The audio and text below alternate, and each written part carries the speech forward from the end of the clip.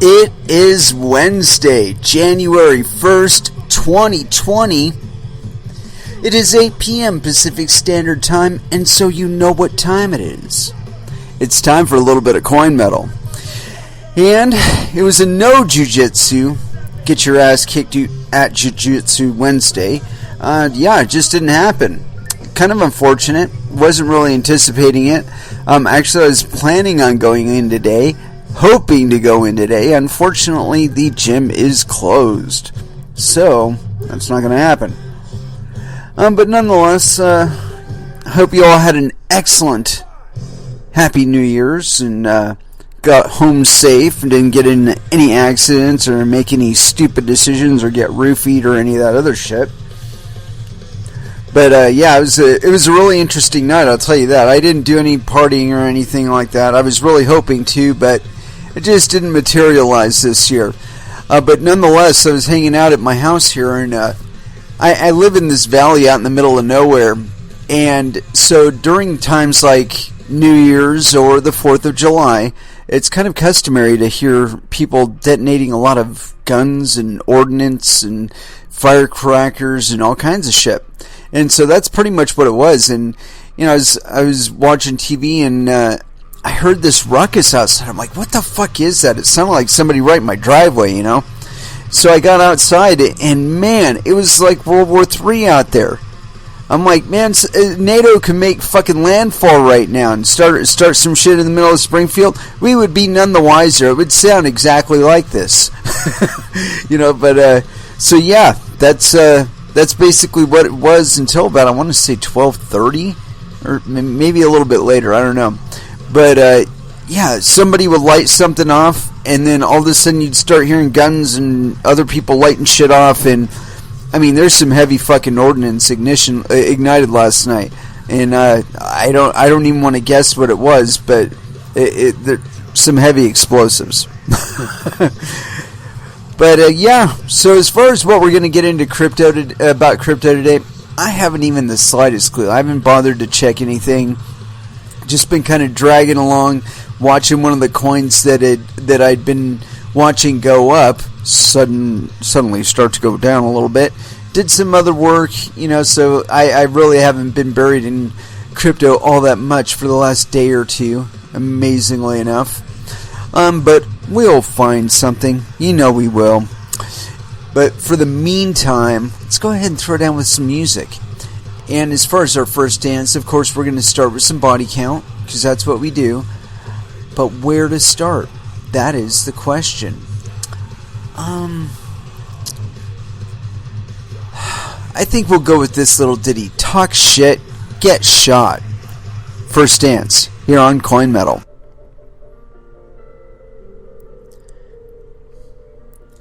And that was 12-Foot Ninja with Collateral. I'll tell you what, these little lapses in my working out is really starting to piss me off.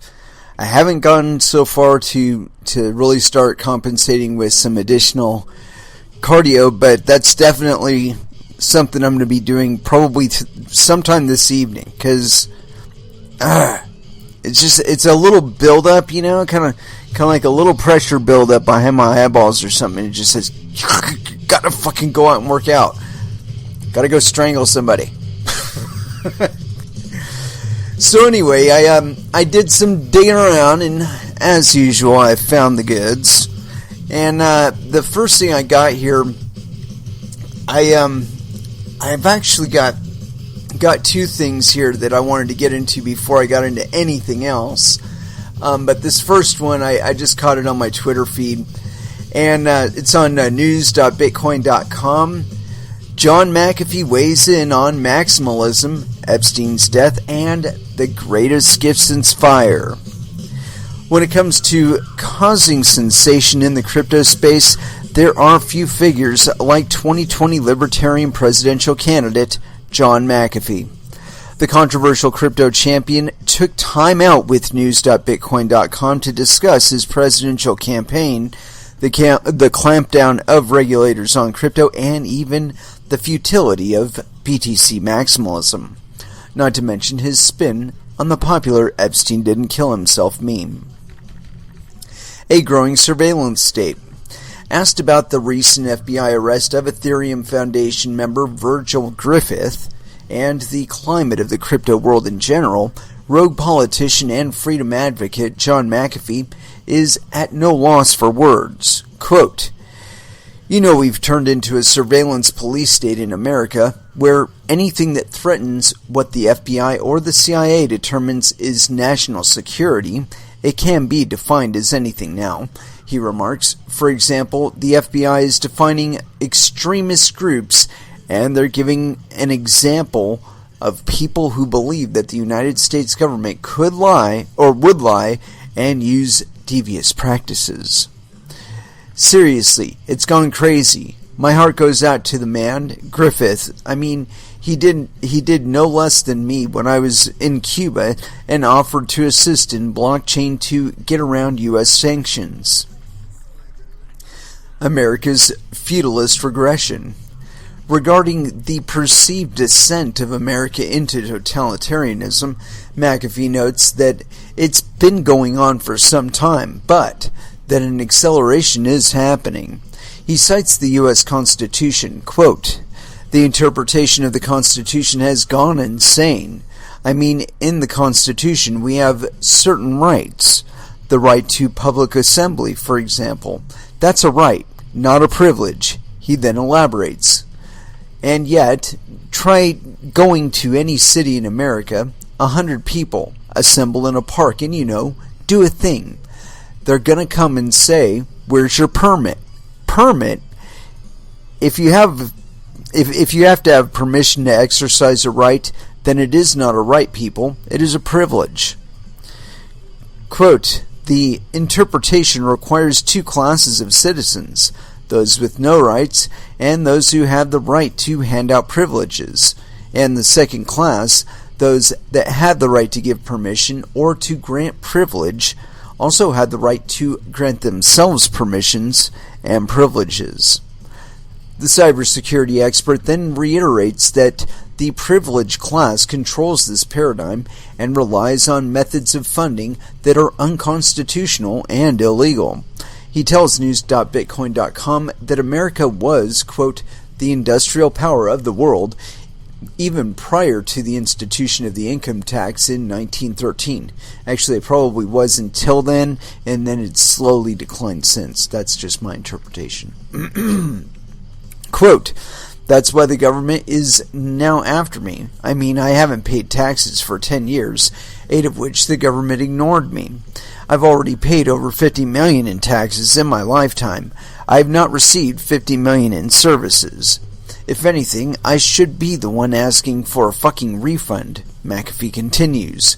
Quote, "Income taxes in my mind and heart as I see the reality around us are unconstitutional, illegal, and it pushed us back into a feudal society of over 1,000 years ago. Because what is a feudal society? One in which you belong to the king."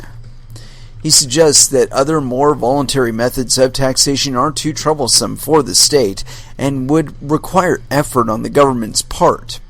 The lazy solution is simply to make everyone a slave to the king via income tax, forced to do the reporting themselves. A tax which is increasingly spent on draconian spying and surveillance. Quote, 90% of all the surveillance budget for all the covert programs goes to watching American citizens. McAfee details. This is where we're spending our money. We're paying to watch ourselves. We are paying to suspect ourselves as being the enemy, he remarks sardonically. We don't trust you people. You might be a terrorist. You might be some insidious subhuman with an idea that will throw a monkey wrench into a perfect system of graft, bribery, and corruption. McAfee has himself stated he's not running to win the United States presidency. Quote, if anyone believes I can win, stop taking the drugs or get back on your medications. I'm not sure which. However, it doesn't really matter who gets the presidency in my mind. When news.btc or bitcoin.com asked, what role crypto and cybersecurity play in his campaign, he stated, quote, "The only reason I'm campaigning is because of crypto. I think that the blockchain and privacy coins and distributed exchanges have the ability to free people from government control, if people have the courage to do the right thing." The right thing, as the rebel septuagenarian, I guess that's meant to indicate he's 70s, soon clarifies, is non-compliance. Quote, "When countries start, or when nations start creating their own cryptocurrencies like China or companies like Facebook, those aren't true cryptocurrencies. Those are crypto surveillance systems that allow governments and corporations to monitor every penny that you spend. And if we know that and go, well, fuck me, then I'm not going to use them. Even if the government says you must use the crypto dollar, just say fuck you." Quote, "You can use a privacy coin like Monero and a distributed exchange, and then suddenly governments know nothing of your finances, how much you made, how much you spend, and therefore have to rely on your word for what you made and what you spend, with no way to audit that word. Now what do you think people are going to do?" I think they're going to do exactly that personally. Continuing. McAfee's decentralized exchange. Regarding his recently launched decentralized exchange, McAfee Dex, McAfee emphasizes, "I take no KYC.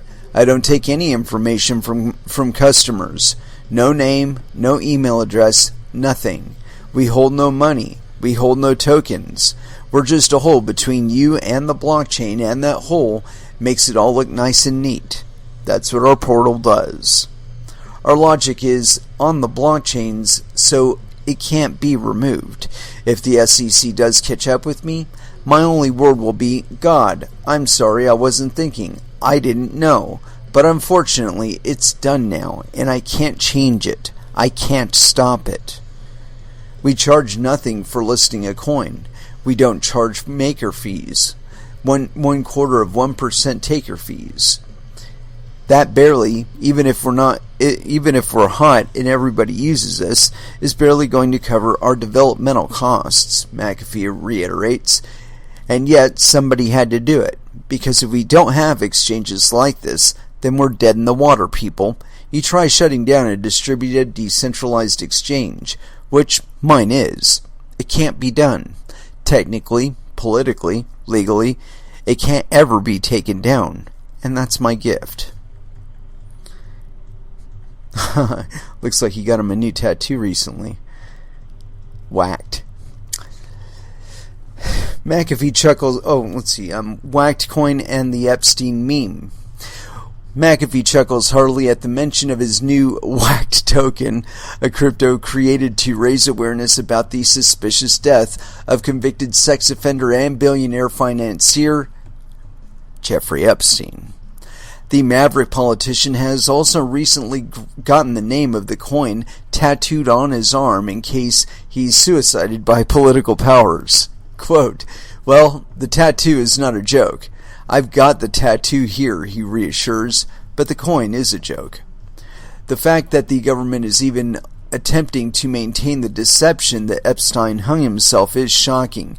It is so obvious. A man 6'1" hanging himself from a 5'7" bunk, you're certainly not going to break your neck that way. The coin, which McAfee hopes will help to unravel the already tenuous official government story, features a 10% burn every transaction. It's whacked, and 1 in every 1,000 transactions is completely destroyed. Quote, "I made this coin just to keep it going," he details. "If we push this will unwind something extremely important that we need to see. We need to see the truth of what happens behind that fucking curtain. Nobody believes he committed suicide." On crypto tribalism, centralized exchanges, and the gift of fire. McAfee says he's got time for one more question and then he's got to go. Asked about BTC maximalism and tribalist noise in the space, he relates that while he's got nothing against Bitcoin, I'm not dissing Bitcoin at all, who talks it up more than me, he does note weaknesses. Quote, let us all get real, Bitcoin maximalists. As a currency, it is ancient, creaky, impossible fucking technology that has no privacy, that has no smart contracts. McAfee goes on to imagine a bank behaving as the Bitcoin blockchain with account information publicly available to anyone who asks. Non-KYC/AML peer-to-peer platforms do exist and enable private trading of cryptos forked from the BTC chain, like Bitcoin Cash. However, and the BCH blockchain is home to many privacy-focused developments and innovations. Still, the author concurs. Mere hodling or trading of BTC on centralized exchanges is no revolution. Not yet, at least. As McAfee emphasizes again, quote, that's Bitcoin, people. Yeah, that's Bitcoin, people. You know you will never fucking use it if you have to, if you have an alternative, and you have 11,000 fucking alternatives now. The altcoin world. He says that 95% of transactions are happening outside of centralized channels for things like drugs, houses, bulletproof vests, pizza, and shoelaces. He points to DAI, Monero, and Ethereum. He drives his point home. Quote, you gotta have control. That frees you. Free yourself first, then make your fucking money. But stop this nonsense of trying to flip from this to that, waiting for the market to go up, day trading. You're killing us, people. If you have those coins, buy something with it. Nothing you can't buy with crypto, and if you search, you're wasting away the greatest gift that humanity has been given since fire. Yeah, I don't agree, Mr. McAfee, but we got a couple comments on this one here. Let's see,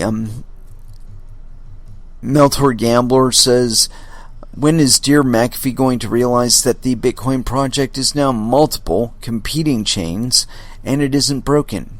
BCH is the chain that is still en route to be sound global money, immune to manipulation through inflation. However turbulent and delayed the Bitcoin project's path as a whole has been, it isn't derailed because it's split. And let's see, Finian Cornelison says, I would have asked him if he raped his researcher in Belize. I know you couldn't do that, but she reported the rape, since it was not in the USA, though the FBI couldn't do anything about it. Supposedly, the Gringo documentary is a must-watch. I don't know, maybe. GetMonero.org says, you have to separate the message from the person saying it. Let the message stand or fall on its own merit or lack thereof. McAfee says some right things, but he also says a lot of BS too. Money should be fungible. Bitcoin is not fungible. Monero is fungible. Yeah, whatever. Fungible. That's what I got to say about it. Yeah, so anyway, with regard to this, I think that a lot of the misperceptions, and I've said this a lot on the show, that, I think a lot of the misperceptions about Bitcoin and crypto are generally from the fact that most people that are involved in this space don't actually need it as money. And a lot of us don't even use it as money. However, I do. So it's just a matter of time, in my opinion, before people do need it for money, because the fiat currencies that they've been using their entire lives suddenly don't work as money, or worse yet, are tracked and criticized and not criticized. There's another word, scrutinized. Yeah, there we go. To an extent that is just completely unacceptable. I mean, that is the point.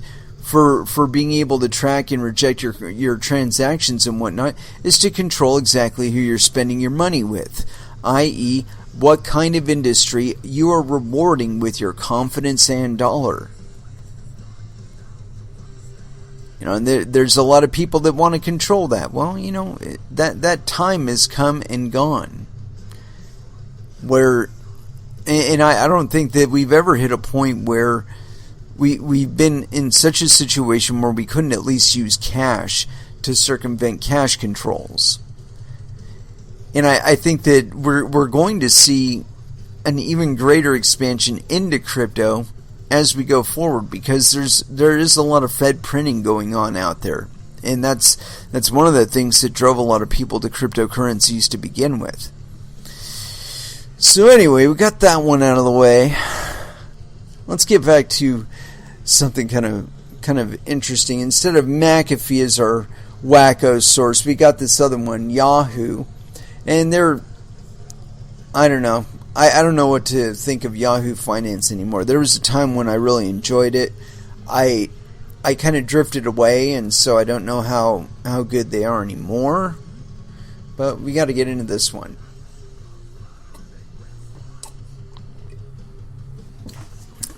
This is on finance.yahoo.com.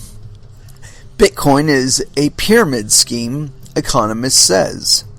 And this is by Nick Rose. It was authored on January 1st, 2020. So yes, penis. Let's get into this thing. It's been a roller coaster couple years for cryptocurrencies, but 2019 has been a fruitful one for Bitcoin holders. The value of one Bitcoin rose more than 85% since January 1st, placing it among some of the year's top-performing financial assets. In fact, a recent report from Bank of America names Bitcoin as the single best investment of the last decade. But, despite its successes, many critics still advise against putting your money into Bitcoin. It's a pyramid scheme, Lending Tree chief economist Tendai Kapfidze tells Yahoo Finance, quote, "You only make money based on people who enter after you." That's not true. Quote, "It has no real utility in the world. They've been trying to create a utility for 10 years now. It's a solution in search of a problem, and it hasn't found a problem to solve." Crypto hardliners point to an environment that has evolved favorably since digital currencies hit the mainstream.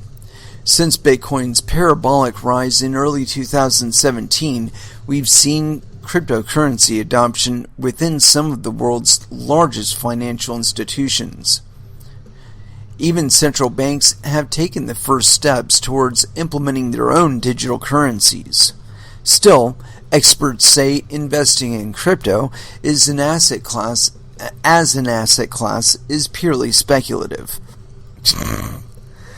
Quote, "I own several cryptocurrencies. I got into them late in 2016 and early 2017. I bought them equal weights with a specific thought. There's something here. I just don't know what it is," says Bruderman Asset Management Chief Market Strategist Oliver Pershey. "I own 5. If I'm lucky, one of them will become an all-star." Pershey says he invested in cryptocurrency not only to grow his portfolio, but also to learn about the technology behind the blockchain. Fucking people are so stupid they talk about it like there's only one of them. Quote, "I don't think you go into it thinking that you're going to become a billionaire or a millionaire as a result of it. You go into it very soberly, understanding that you can lose all of your principal, and that this is purely speculative," he told Yahoo Finance. "For me, it's also a way to get educated on it. To me, if you want to learn about it, you've got to own it, because that's the only way you're going to truly educate yourself and pay attention." And obviously, this man did not do that very much. Let me see what the reactions look like on this. Peter Peter, you know what? People are still falling for all of the bullshit surrounding Bitcoin. Energy-wise, Bitcoin is probably the most efficient payment system ever known to man. I mean, in altcoins, I would argue, are even more efficient than Bitcoin, but it's only because at the time, at least, there are relatively few people using it by comparison to what there used to be, at least. Which is pretty funny because the hash rate has never been higher. So I would expect there to be a corresponding increase in price. But yeah, Peter says problems with Bitcoin. Number one, very power hungry. With missing long-term incentive to keep the system running, it consumes more to keep itself alive. Aside from not having a use by itself, this need for electricity and computing power makes it worse than precious metals. It's not even a store of value. That's not true at all, dude. Number two, fixed amount of crypto. Over time, hoarders of the crypto and accumulators will distort the pricing of goods and services. Think deflation. More so if wallets are lost, forgotten. Number three, it is truly deflationary. If unlimited number of alternative crypto... Is it truly deflationary if unlimited numbers of alternative cryptos can be created? Talk about compounding complex financial systems. Nothing good can come out of it unless you are very lucky or have an edge with advantage. 4, slow transactions. 5, government systems would destabilize, services hampered, blockchain or hash graph or other systems will be incorporated into logistics and trading identities and tracking identities and government-free currencies will be highly regulated. Number 5, security. How much identity and other info do you risk to start up and link your bank account to a crypto exchange? Do you trust those? Are they very insured? The wallet is your responsibility. The blockchain or hash graph or other conveyance/ledger system may be secure, but what about the interface? Just from some food for thought. I gotta say, at first I thought that Peter might be bloviating out of his asshole, but he does have some very, very fine points here. But with regard to number one, people address the efficiency quotient of Bitcoin. The electricity that's dedicated to Bitcoin mining, and the amount of hardware that's dedicated, and the amount of bandwidth it occupies, and all that. And they talk about it in terms of it being a non-efficient system. Well, let me tell you something. If you involved the same number of people in a banking enterprise, the banking enterprise itself, even with the same number of people that are currently mining, if you just took those number of people and hired the same number of people to do banking in the legacy markets, in the legacy ways, they would be using more electricity and more energy just in getting to and from work than Bitcoin uses all year round. All those people going to and from work, and they're, I don't know, maybe that's just one aspect. Probably that and transporting money. Okay, I'm gonna just say that and transporting money would be probably the equivalent of Bitcoin mining for a year. But the thing is this. We look at the metrics every year, Bitcoin miners do, and they say, how can we get that down? And actually, they're watching it the entire year. They're watching for things like upgrades in hardware. And not just their mining hardware, the electricity transmission hardware that they've got set in their setup. The internet infrastructure around them, to maybe make the bandwidth that they're paying for a little bit cheaper by providing more supply. This is a continuous process. And so every year, more and more exahashes are being dedicated to mining it, but every single year, it is more efficient than it was the last year. even with an increasing number of people, if you look at just the number of people that are involved in the number of units that they're bringing online, and you contrast versus how much new hashing power they're bringing to the network, you see this. If you were to look at it on a graph, it would just be it looked like a fucking space needle. It looked like the fastest pump and dump you've ever seen. And this is something that people just don't understand, is that is a result of improvements in iterative upgrades in hardware in these mining, in the mining units that are going out there. And we talked about this last year. It's kind of funny to say it that way, but as a matter of fact, last week of last year, where we were covering that CoinShares report, and I did get that up, but I haven't put a whole bunch of links out there yet to it. I will. But the point that was going into that is they're talking about mining units in the, I think it was 1.3 or 1.4 nanometer range by 2029. I can tell you right now, if it's in R&D to get that small by 2029, it will probably all be on the shelves of a mining unit by 2026. And I say that because they're going by their current assumptions, what they can actually extrapolate based on what they currently know. But the thing is that as this drives more interest, it's going to increase efficiencies in other places, and that is going to increase the differential to where it takes a shorter period of time to make greater advancements. I mean, I've said this multiple times. There is no greater interface between, your actual investment, your actual material investment, to your actual material return. Normally, you have to hire a whole bunch of people. They got to get trained. You got to bring in new hardware. You're probably in the fucking red on your return for at least the first 2 years, getting your startup up and running, maximizing your throughput, so on and so forth. You don't have that with cryptocurrencies. You're talking about a 3 to 6 month turnover before you're making money from material investment to material return.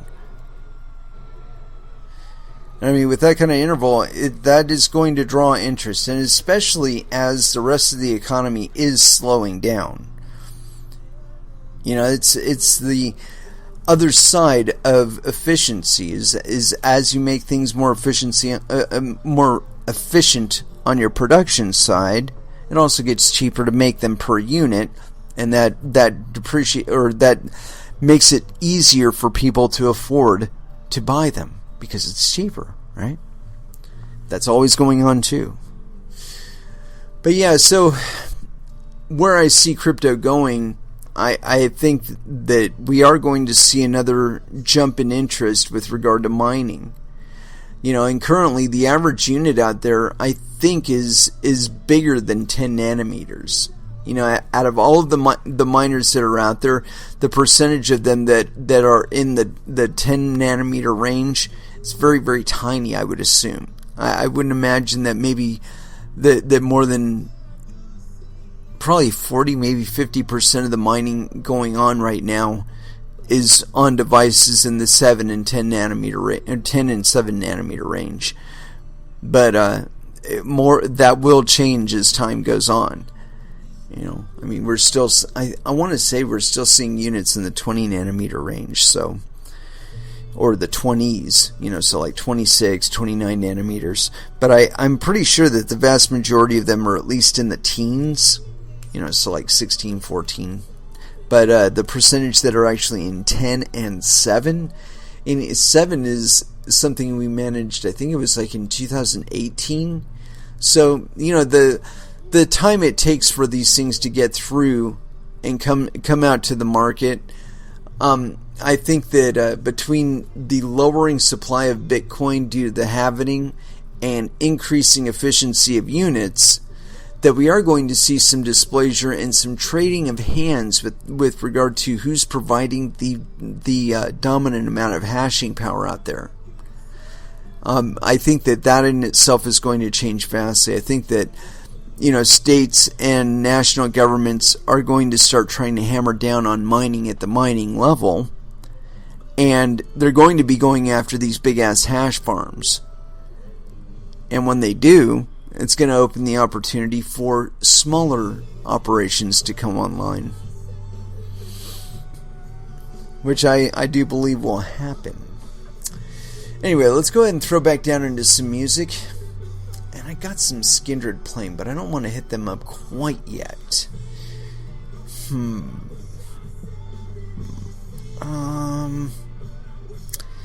Wow. I'm completely at a loss for what to play. Well, when it comes down to times like that, sometimes it helps to pop a little acid. So here it is, White Zombie, Black Sunshine, here on Coin Metal.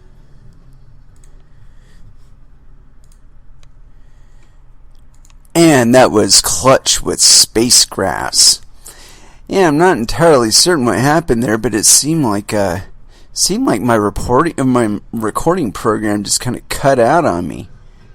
But fortunately, I managed to catch it right when it happened, and we're recording again. Anyway, as far as what else we're going to get into, I did line up a whole bunch of tabs here. And I want to make sure I went through all of the stuff that I had intended to get onto before the break. I think I did, but I'm not entirely certain here. Check and verify, check and verify, check and verify. No, that's not what we're looking for here. Alright. Yeah, let's get into it.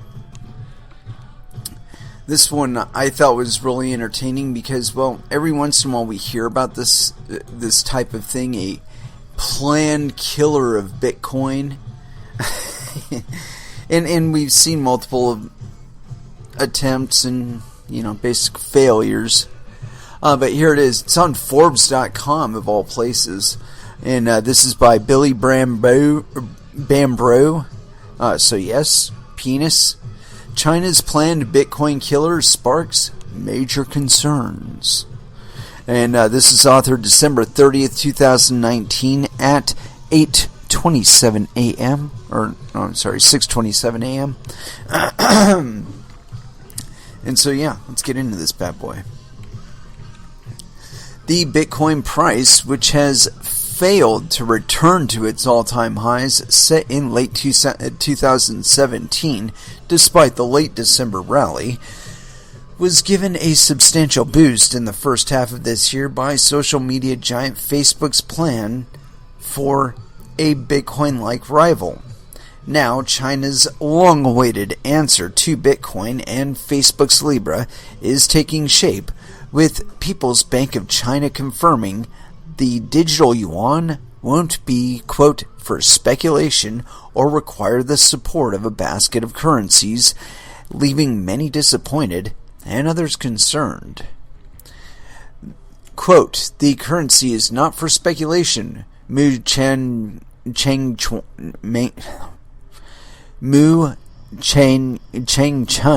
head of the People's Bank of China's Digital Currency Research Institute, said over the weekend, according to official Shanghai Securities News and reported by China's South China Morning Post newspaper.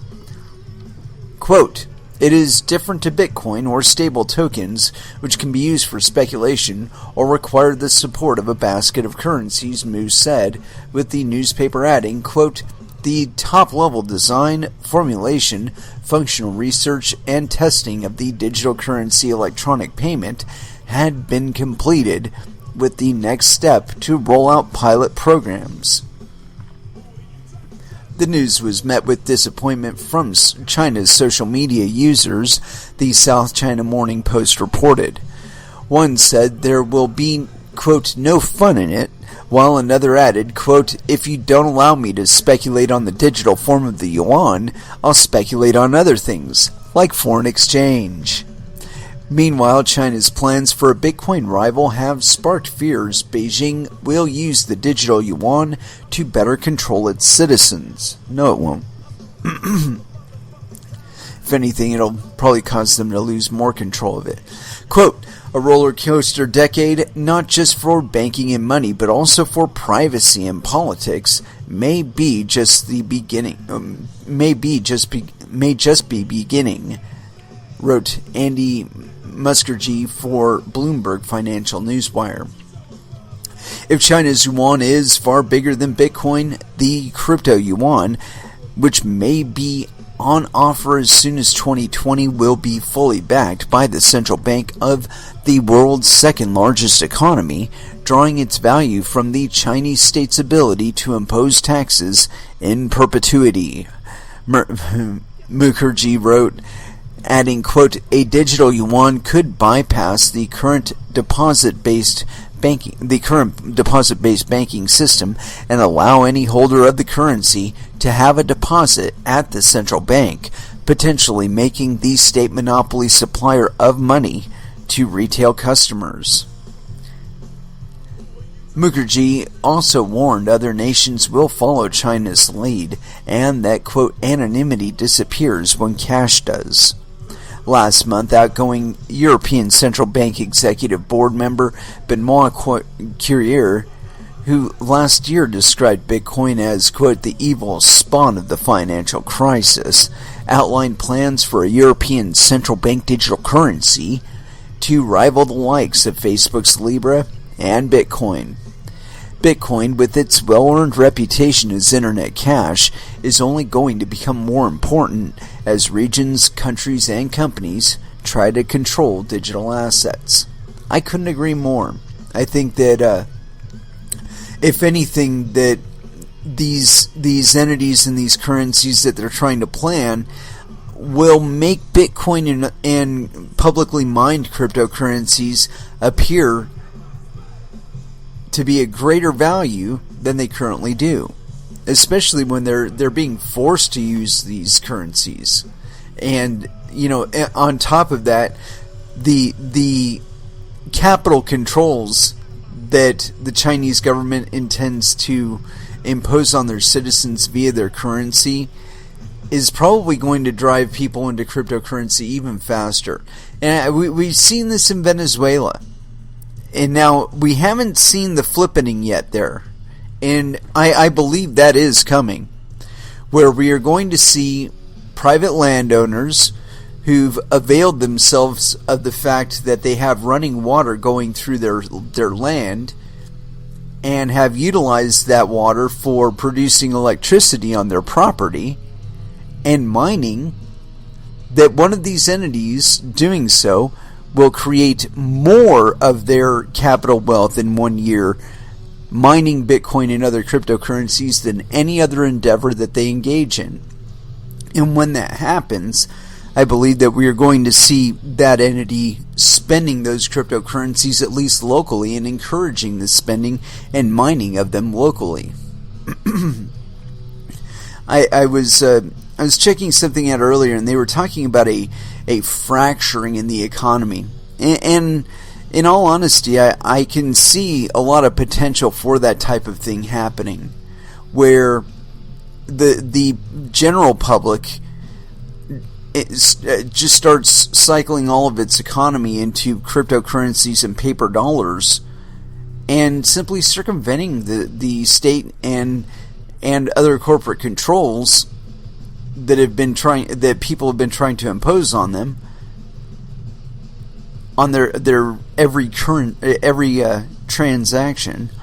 I think they're just going to say no to it, and eventually we're going to see enough wealth transfer and enough wealth accumulation on the crypto side of things where it'll just completely flip it.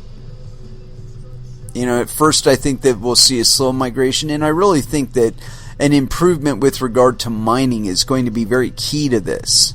You know, whether it be the halvening plus bigger blocks plus faster miners, faster, cheaper miners, faster, cheaper, cooler miners, more efficient miners. You know, I think all of these factors coming together is going to express in a transition of mining back into the general public space, and we're going to see a lot less of the industrial level concentration that we have seen to date.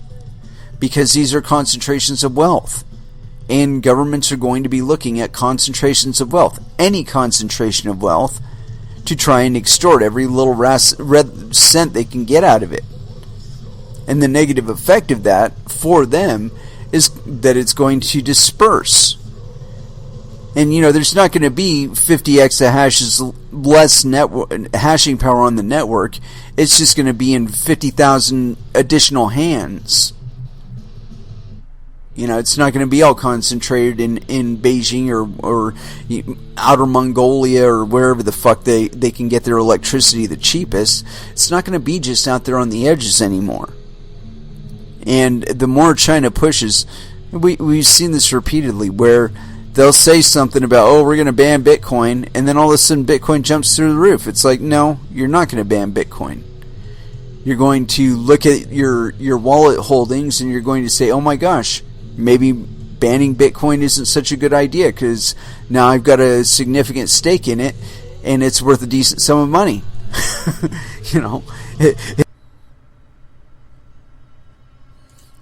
And back to our normally scheduled programming.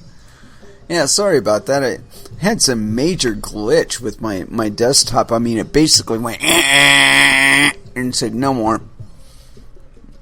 So we had to hard restart the gig, and so here we are again.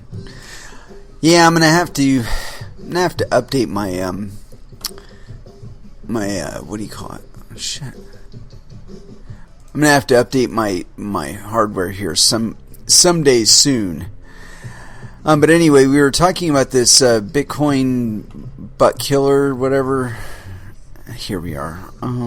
We went all the way through it, I think.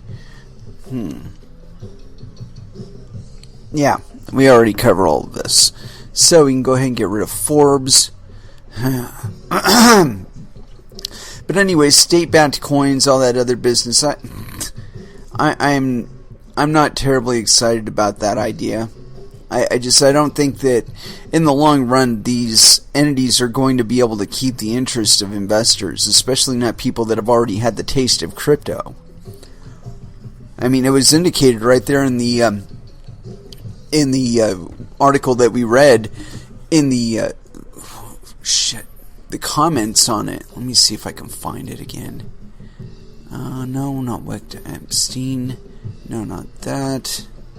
Let me see if I can find this damn thing. Undo close tab. I love this option. Yeah, anyway, Forbes. Let me see if it gave us any comments. It seemed to me it did not. But there were comments kind of impregnated in this thing. Jesus Christ, they got a lot of shit loading. No, not that one. Skipped right on over to UNICEF. Where is it? I'm trying to find this. There was a quote in here that some investor or whatever was saying something about Bitcoin or this. Yeah, here we go.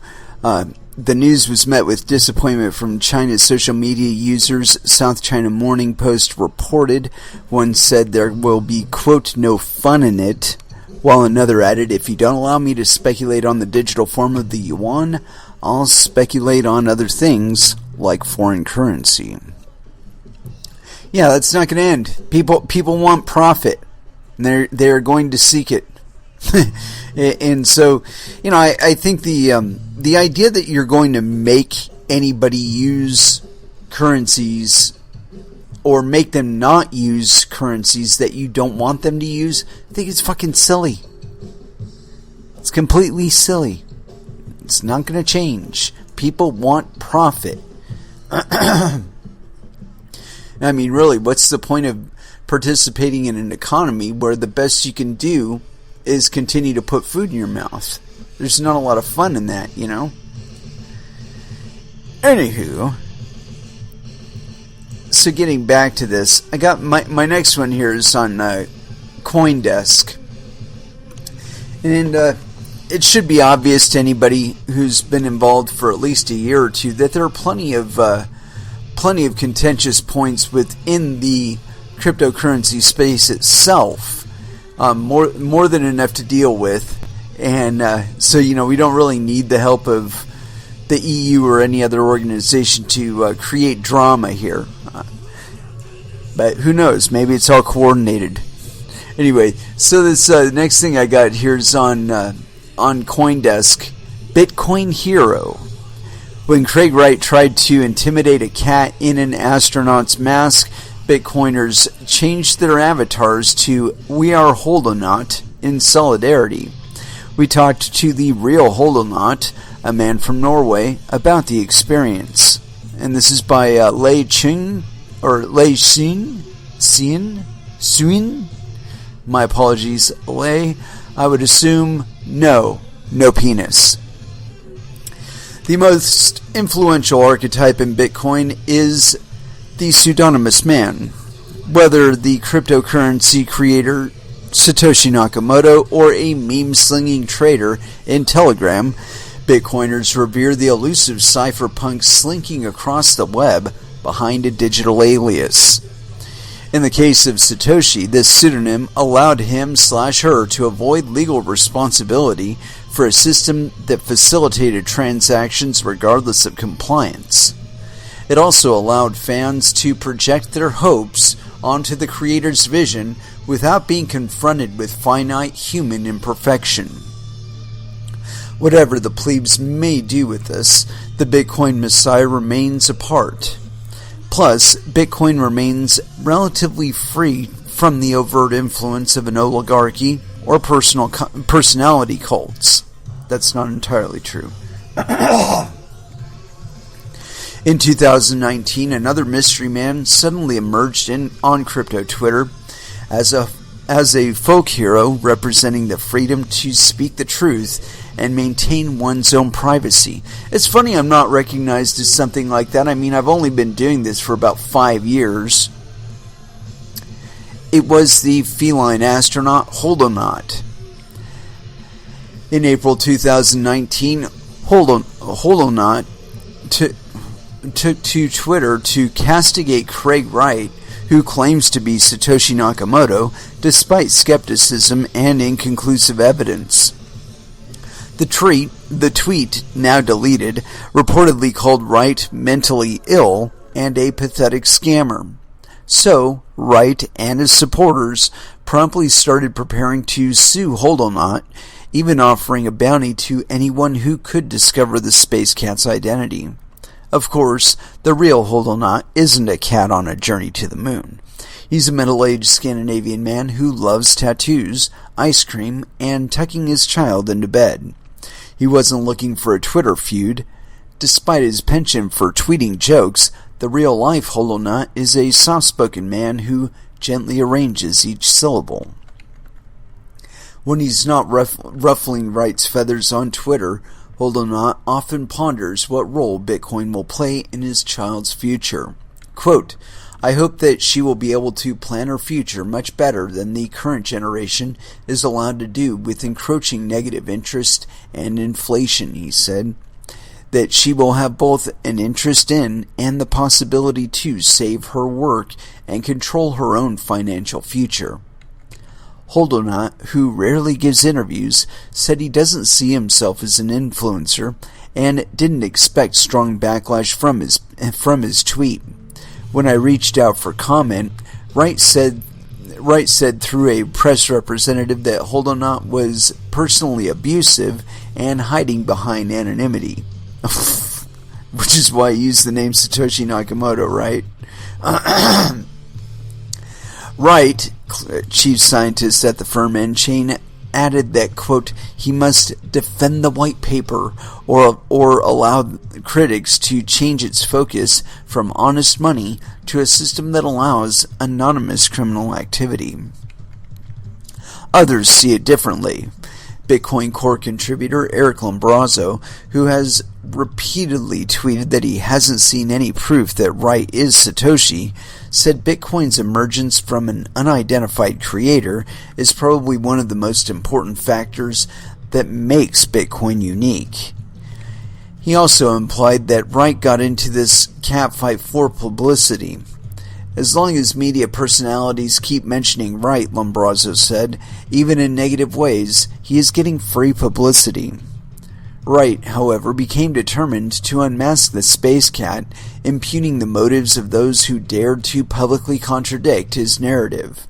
Quote, "Those claiming that I am not Satoshi do so in order to twist the words I've said and to take Bitcoin on a path that is diametrically opposed to the reasons I built it," Wright said. He didn't build shit. Claiming both ownership of and responsibility for the idea. Yet, Holdonaut refused to apologize for his statement and bowed to legal threats. Defending the legacy of the first pseudonymous Bitcoiner was, he believed, an act to defend the integrity of Bitcoin. Quote, "Free speech is one of the main pillars of a free society, so it is absolutely something we should fight for," the Space Cat said. By unintentionally rallying the community to preserve Bitcoin's leaderless history, establishing a precedent that Bitcoiners can defend the public discourse together in a constructive way, Holdonaut became one of the most influential Bitcoiners this year. Bitcoiner's Tale. The man behind this Space Cat otherwise leads an ordinary life, far removed from the ego-saturated world of Lamborghinis and access to beautiful women that entice some Bitcoin hobbyists to join the crypto industry. Wright's most outspoken supporter, Calvin Ayre, infamously published both the bounty on Holdonaut's identity and photos of himself partying with young, bikini-clad women. In contrast, Holdonaut is a former developer with a decade of teaching experience in Oslo, who prefers working with people rather than staring at screens all day. Like Satoshi himself, Bitcoiners see Holdonaut as exemplifying quintessential virtues: integrity, self-reliance, stealth, integrity, and humility. Quote, "It's never been a goal for me to be a public persona. I appreciate my anonymity and not being a public figure," Holdonaut said. And if Bitcoin ever makes it big, it's probably a good idea not to have my face and name out there. Holdonaut first learned about Bitcoin while surfing the web in 2013, then started engaging with fellow fans via Reddit and Bitcoin Talk Forum in 2015. Quote, "We have this ice cream in Norway that's called Krone-is, which is a reference to it costing 1 krone, or 11 cents. When I was a kid, it cost 5 krones. Still, I remember the feeling of shock when I realized the price of krone kept going up," he said. Just the fact that if you manage to get one of these, Bitcoin, you'll have one of just 21 million. That was the initial magic for me. He made the Holdonaut Twitter alias in April of 2017 without any goal or strategy beyond anonymously interacting with other Bitcoin fans. Then in January 2019, Holdonaut had a seemingly random idea while sitting at his computer and looking out the nearby window. Little did he know that his next tweet would spark a series of events that changed his life. Lightning torch. As a longtime computer geek who enjoyed playing with the Commodore 64 using a cassette player in the 1980s, Holdonaut relished the satisfaction of using the command line to experiment with the L&D implementation of the Lightning Network, a Bitcoin scaling solution. Lightning emerged as a part of a larger scaling debate, creating a layer on top of Bitcoin to reduce congestion. In short, if too many transactions were waiting in line for the bathroom downstairs, Lightning created a staircase to the second story of the same building with empty bathrooms. Rather than join the My Block is Bigger Than Yours pissing contest sparked by several forks of the Bitcoin software, Lightning fans experimented with this solution and left the original Bitcoin intact. Holdonaut was one such fan who built his own Raspberry Pi Raspberry Pi-based Lightning node. Quote, "The idea came to me," he said. "What if I write this tweet and I'll send 100,000 Satoshis to the first person replying with a Lightning invoice, with the deal being that one person will add 10,000 as we go." At the time, Holdonot imagined the chain would probably die by the fifth hop transferring Bitcoin. But this was just a spontaneous social experiment to test the fabric of trust within the Bitcoin Twitter sphere. He'd always viewed that realm as a, quote, "very helpful and friendly place," he said. To his surprise, the chain would become a torch passed to at least 290 people from more than 40 countries, including Twitter CEO Jack Dorsey and people in sanctioned nations like Venezuela and Iran. "It really showcased for me the spirit of the community, the integrity and idealism," Holdonot said. Also, the breadth, how many different types of people it had, from financial institutions like Fidelity all the way down to an 80-year-old grandma. So many different people from so many different countries, all with different levels of understanding of Bitcoin. The feeling of community was the biggest thing for me. For Lightning fans like Baus Peters, a Dutch Bitcoiner who made the Take the Torch website to collect information about the experiment, the transaction in Iran demonstrated communal loyalty to the Bitcoin ethos, even in the face of international sanctions. "It was a good vibe and test case for the community with Lightning," Peters said. "It all happened as originally as Bitcoin moves, because the web basically knows no boundaries. Everyone who wants to can interact and develop with it." The experiment was so successful that it attracted the attention of one of the Bitcoin community's most controversial figures, Craig Wright. "We are all Holdonot." Due to legal threats from Wright, Holdonot left Twitter for a while. In his absence, the Bitcoin community rallied to protect Holdonot. Bitcoiners like security researcher Udi Wertheimer, Blockstream CMO Samson Mao, and Italian entrepreneur Giacomo Zucco changed their avatars to his iconic cartoon character, proclaiming, "We are all Holdonot." Others, including Bitcoin veteran and lawyer Preston Byrne, provided legal advice. Holdonot was not personally involved in any fundraising or the subsequent merchandise using his avatar's image. Quote, "The broader community didn't want to see a like-minded person be bullied like he has been," Peters said of Holdonot. "Again, it was something that happens organically because of shared goals and values. Even a symbol of freedom to be anon whenever you want." This right to privacy is, after all, a core part of the Bitcoin ethos. Someone can make a wallet or contribute to the Bitcoin software, then disappear as Satoshi himself once did.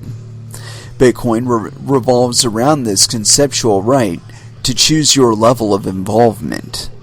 Bitcoiners have the right to choose when and how they engage with the project.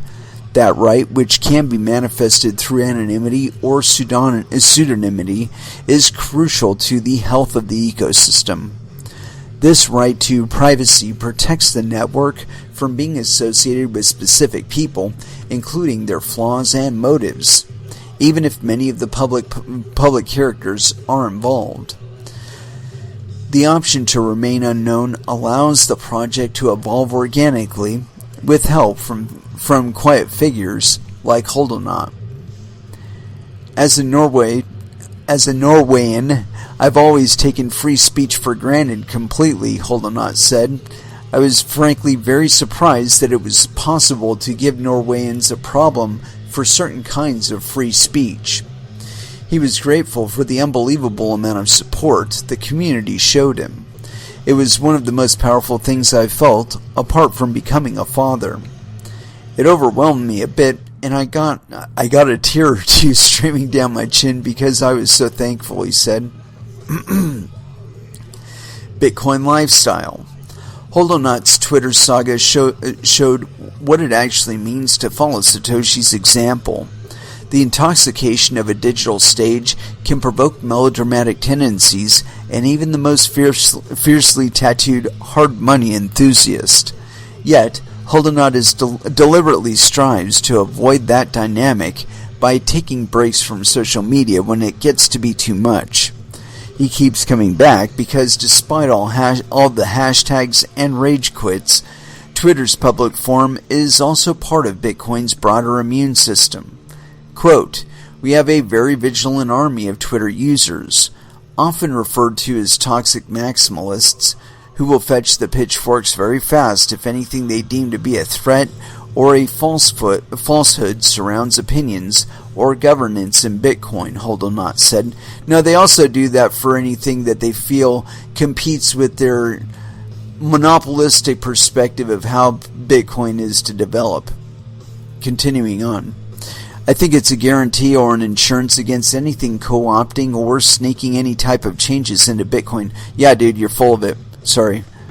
"In real life, a toxic person usually has manipulative habits or misogynistic tendencies.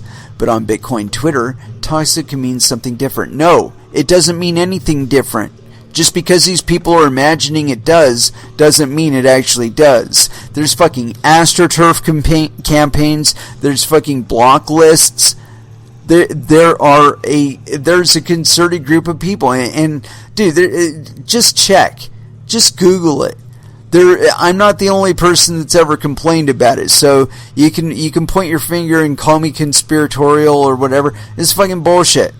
Fact of the matter is, it exists. And if my Twitter account hadn't been suspended over complete and utter bullshit, you'd probably be able to see it in my interactions with the quote-unquote toxic people. You'll be able to see specifically. I'm not saying don't use Lightning. I'm saying what I think Lightning will lead to and why I personally don't use it. But that's just me. I've never said that I'm like the de facto expert or anything. Fuck that. I tell you the exact opposite, that there aren't any fucking experts in this space. There are people that are more experienced with it than others, but that's it. Nobody knows it all, and nobody's done it all. Continuing on. With toxicity, I don't mean trolling, even though there's an amazing amount of trolling comedy on display, HoloNaut explained. I mean to aggressively counter the information or initiatives that are an attempt to make agendas happen that are not positive for Bitcoin. Dude, see, this is the thing that bugs me the most about it. He says that, but the people that I've seen that the most from have been the people that support the Lightning agenda. Continuing on. The legal threat from Wright is still ongoing, so HoloNaut declined to comment further on the matter. But British podcaster Peter McCormick, who is being sued for speaking out against Wright, said he spontaneously tweeted his own criticism because he believed Wright was on a rampage of ridiculous bullying and misuse of the courts. Yeah, he hasn't dragged me to court, although I've had plenty to say about his illegitimacy or my suspicions of it. In contrast, McCormick sees HoloNaut as a rebel, hardcore anonymous Bitcoiner who shares his love of tattoos and free speech. Even the details of HoloNaut's avatar communicate this message. For example, UASF, user-activated soft fork, is emblazoned on the cat's spacesuit above No2X, which a reference to the failed SegWit 2X Bitcoin update. Actually, it wasn't a failed update. It was a broken deal. They got the SegWit in and they said, no, we're not going to give you 2 megabyte block space. So yeah, that's a fucking lie, dude. Back in 2017, a Bitcoin community feud raged over how to scale the network. Yeah, it's still raging. This shit isn't over yet. Lightning fans like HoloNaut favored the layered solution, permitted by a modest update, including what became the UASF. The opposition often rallied around SegWit2x, supported by some of the wealthiest entrepreneurs in the cryptocurrency industry, despite opposition from most Bitcoin core developers. Yeah, like that isn't a fucking tyranny. The Bitcoin core developers say no, so you can't fucking have it. Fuck you. Public backlash eventually thwarted this move, compelling companies to back down. Actually, it was an astroturfing campaign, and it was a botnet campaign, and if you were actually here to experience it, it was a big pain in the ass. Quote, "The only time I was worried about Bitcoin was during SegWit2x, Holdonaut said. Since then, I have been very firm in my belief in the future of Bitcoin. Yeah, dude, it's not over yet." As for UASF, which paved the way for Lightning, it offered a coordinated mechanism without reliance on the mining industry to signal which rules would qualify Bitcoin blocks as part of the true chain. Actually, that's a mischaracterization of what those nodes do. The non-economic nodes, basically, they transmit transactions. They propagate transactions across the network to other miners and shit, and other nodes. But the thing is that they have the option of determining which BIPs or which protocol and amendments, I guess, that they're willing to support. And so they basically said, we're all willing to support SegWit, or a whole bunch of them said that. Now, whether or not they're actually legitimate nodes or just AWS instances, nobody knows. Nobody really cares either. But the thing is that the node count drops so quickly, I would suspect that a great number of them are actually AWS instances. And so the idea that you've got this large consensus of users that are organically supporting SegWit and are organically supporting Lightning Network transactions and all kinds of other BIPs that maybe they don't support, it's a bunch of bullshit.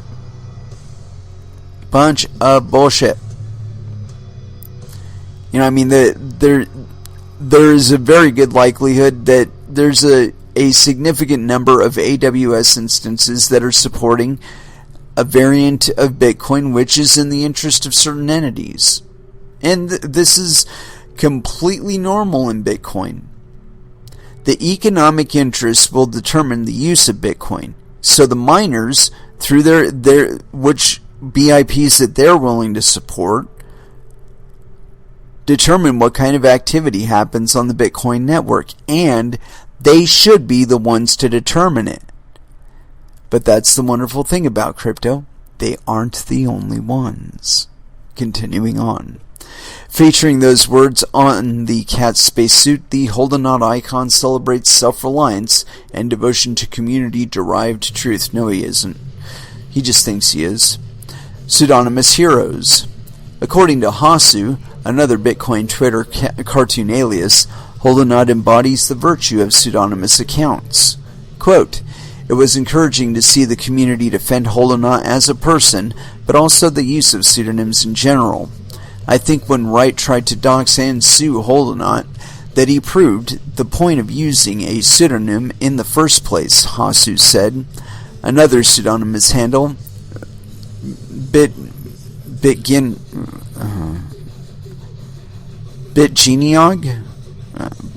passed the torch to Iran, something previous torch holders had not dared to do. Hasu emphasized the distinction between an anonymous account versus a pseudonymous persona, such as the one used by Satoshi himself.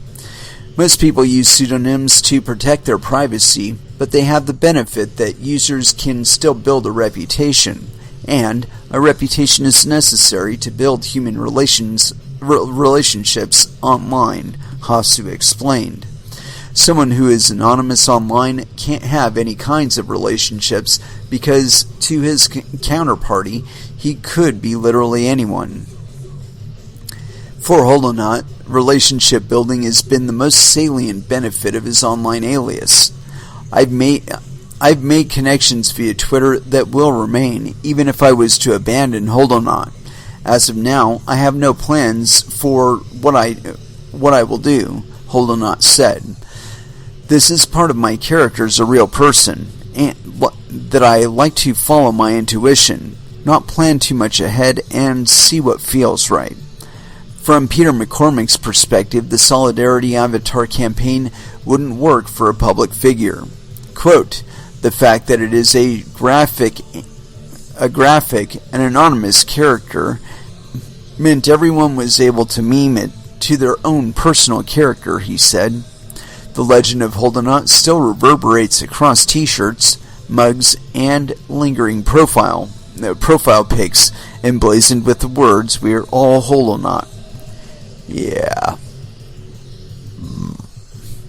For his part, Wright still said he expects validation in a court of law can put that debate to bed once and for all. Yeah, dude, I don't think so. Meanwhile, Holdonaut's backstory, the elusive defender, mirrors Satoshi's legacy. Was Satoshi a woman, a team, a cartoon astronaut? It doesn't matter to Holdonaut. No matter who lays exclusive claim to Bitcoin's truth, they'll just be grasping at a cat by his whiskers. Yeah, that's interesting. It's really funny to me because this guy came online in 2017. I've been doing this show since 2015. I mean, where the fuck is my fucking Holdonaut CoinDesk article? It doesn't exist. But, I guess it's because I'm not out to please any one individual group of people. I believe that crypto belongs to all of us. I don't believe I saw anything in the Bitcoin white paper excluding any one group or grouping of individuals. It was quite clear to me that he intended everybody to get involved. And although there has been some flipping back and forth about thinking about who should be in control of it, when you understand what's being done by the network, you understand that you should be involved in it too. If for no other reason than to add additional integrity to the network and increase its decentralization. Anyway, I want to go ahead and throw back down into some music because it's been a little while. That was a really long article. And as far as where to go, though, that's a good question. We haven't played any Cavalier Conspiracy, and so here it is, Inflicted, here on Coin Metal.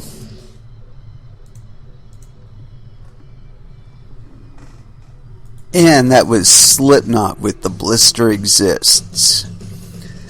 And it is with that I'd like to close out this episode. Thank you very much for listening. I certainly do appreciate the support, especially given all the crap we had to deal with this particular episode. I think this one is in 3 parts due to various hardware issues I had. Hopefully this year will lead to some alterations in the way that I do things here that will improve the situation. I'm intending to try and get some more interviews this year, or certainly at least more than I've been doing.